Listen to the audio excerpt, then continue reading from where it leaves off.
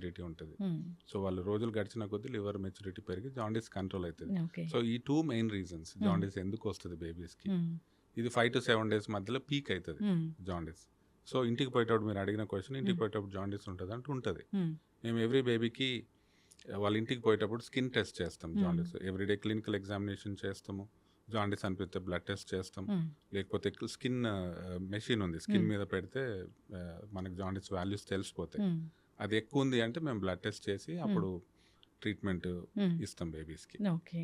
అంటే ట్రీట్మెంట్ అంటే ఆ లైట్లో పెట్టడం అలాగే ఉంటుందా? ఇంటికి వెళ్ళేటప్పుడు చెప్తా డాక్టర్స్ ఏంటంటే సన్లైట్కి ఎక్స్పోజ్ చేయమని.